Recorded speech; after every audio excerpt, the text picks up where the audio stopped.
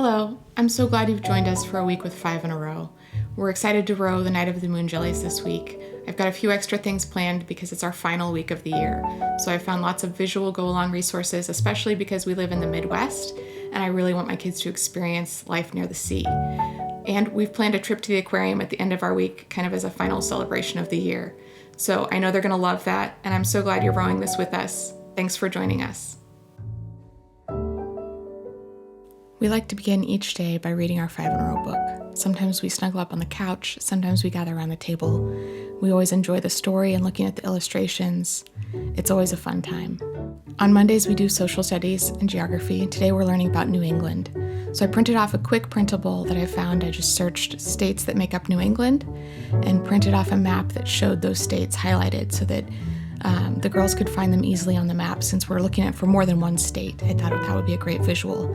So then we just discussed what states make up New England, how they're on the East Coast, how they're next to the Atlantic Ocean, and we actually used a blank story disc to mark the Atlantic Ocean as well. Since we're doing 2 5 in a row lessons today, we split that up with our other work. So the girls did their handwriting on their own, and then we did math and reading. So I work with my youngest with phonics right now. So we read together, and I'm there when we do our math so that I can answer questions for both of them and talk through the things that they need my instruction with. And then while I'm working with my younger one on reading, my older does her reading on her own. And sometimes she'll use library books at her grade level, and sometimes we'll use a science reader because she loves science and learns all kinds of new things that way. We did our next 5 in a row lesson on life near the sea, so we discussed those things and we watched a few videos. I did have plans to go to the aquarium later in the week, but if we hadn't had that, these videos would have been great on their own. They were mesmerizing. The kids loved seeing those things, and they were just beautiful to watch. So we watched one on sea glass, collecting sea glass, and we happened to have a few pieces to look at that we had here at home. So again, we begin with reading the 5 in a row story. We do this each day.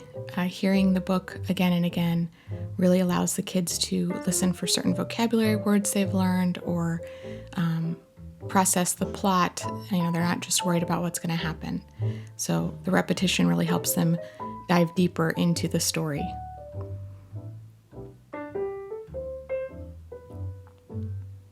So we're working on our math and handwriting and our phonics and reading. We do that each day and we just fit it in where it works. Sometimes we do it before our 5 in a row, sometimes we do it after. It's really up to you and what works for your schedule. This is our 5 in a row binder. It has each subject that 5 in a row covers, and it's recommended at the front of the manual to use one of these, and it just makes a great place to keep each of those discussion-based lessons or any of the activity pages or anything that they work on, their artwork. So today we're doing a language arts lesson on first-person point of view, which we discussed, and we read through the story and listened to how that sounded in the story. And then my oldest started writing her own story. She wrote about a paragraph, and my youngest dictated her story to me. She can write, and she can write beautifully, but her writing is not yet able to keep up with her brain, and so I want her to really be able to focus on telling her story and not having to wait for her handwriting to catch up on that.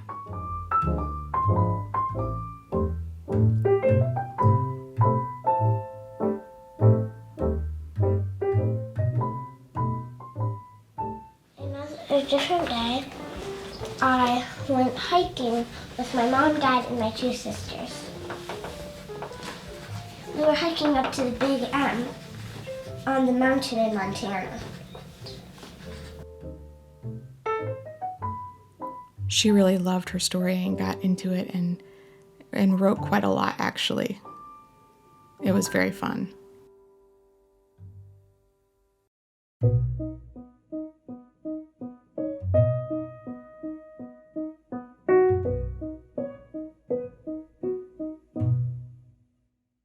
So today we're going to be talking about warm palette and the medium pastels.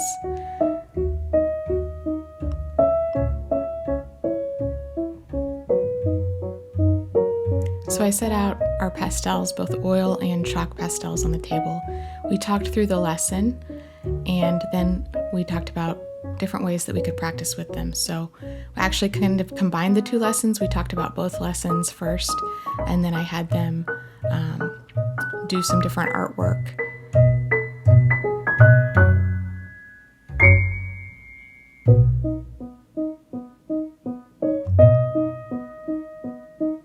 We looked at the pictures, and when we talked about warm palette, and we looked for those warm colors. This page in particular had just such a warm glow. It looked cozy and almost hot because of those yellows and oranges. I love to bring in actual artists and artwork. These mini masters board books are fun and easy. They've got poetic verse and the actual images, paintings or artwork of the artists. So Degas had some beautiful pastel work, so we talked about that and looked at some pictures. And then I just told them they could imitate the cover of Night of the Moonjellies and then also create a warm palette picture. So that's what they worked on, and they both enjoyed working with the pastels. They tried blending them. They've learned that the oil pastels don't blend as much with your fingers, whereas the chalk pastels, you can really blend those colors together and make quite the mess. But it creates some really interesting textures as you work.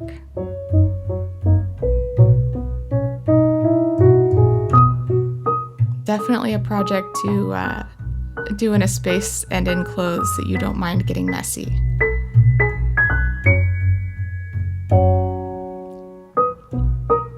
Here's their finished artwork. They both did a great job and really enjoyed this lesson.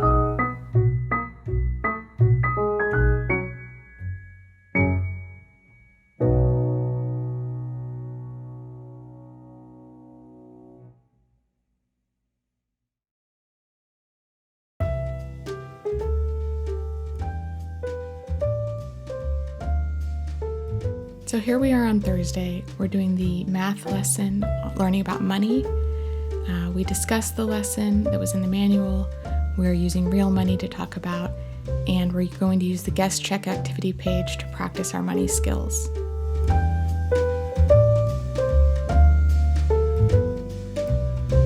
So we looked at real dollars, real quarters, nickels and pennies and dimes. We discussed how many quarters equal $1, how many nickels equal a quarter, things like that. I would give them amounts like $1.65 and have them find the correct combination that made up that amount. Just really hands-on time, trying different things with the coins and the dollars, counting them out and looking at the fronts and backs. They're already familiar with that concept, but it was just a good review for them, and new concepts of kind of making change and searching for the amounts that equal each thing. So we had fun with that. We spent probably 20 to 30 minutes on that. The girls wanted to create their own restaurant, and my oldest came up with the idea to name it after her two grandmothers, or actually her grandmother and her grandmother's sister, just like in the book. They spent probably several hours creating menus, thinking through each of the different types of food that would be on the menu, the sides, the main course, the beverages. They just had a great time with that and spent a lot of their own time working on that. I found a quick tutorial for how to fold paper restaurant hats. I will link to that in the show notes, but that was a fun addition that they got to have those to wear that looked like the illustrations in the story. They got to practice being a waitress and bringing out the food. They got to practice bringing the check. It was such a great learning experience, and they absolutely loved it.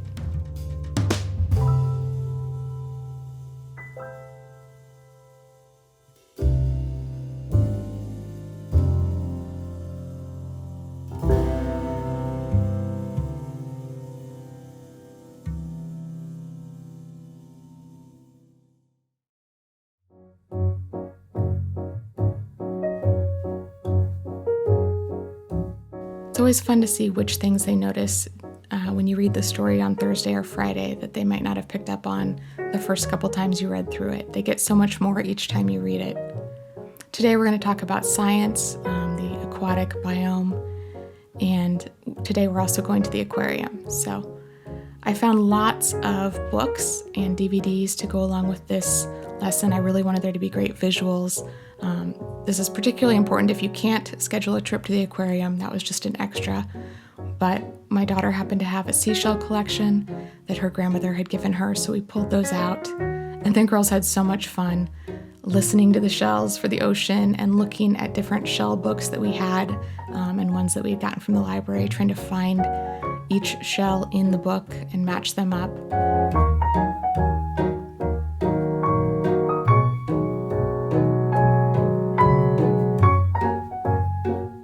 Go-along books are such an easy resource, and I love trying to bring in a biography when I can. So this book is called The Shark Lady, and it's a true story about a woman that studied sharks, and the girls absolutely loved it. They continue to ask me to read it again and again. That's just an easy way to bring in, to deepen those lessons. So we found this jellyfish book that had just amazing photographs.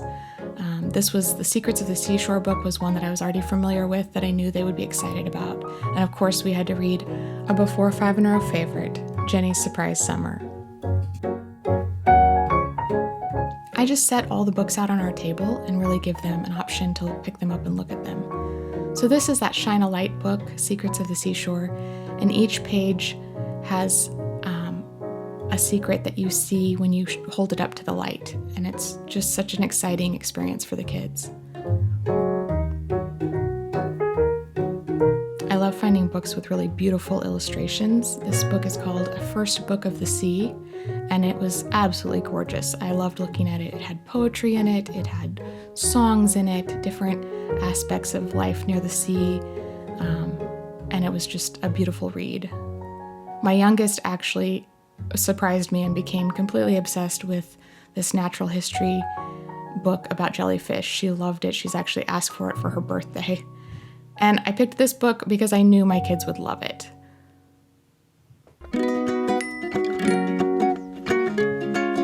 Of course, going to the aquarium is just the experience that tops off a week with a night at the Moonjellies. So if you have an aquarium near you and you can schedule a visit like that, it's such a cool experience after you've been reading that story all week to see these amazing creatures up close and personal.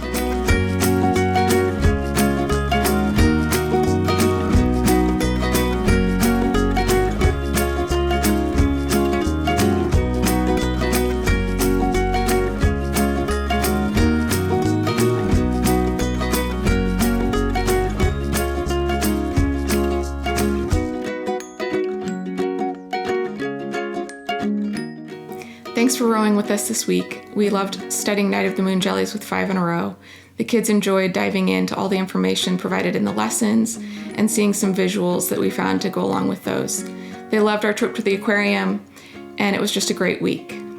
Make sure you watch the planning video if you didn't catch that, if you want to see how we planned this week with 5 in a row.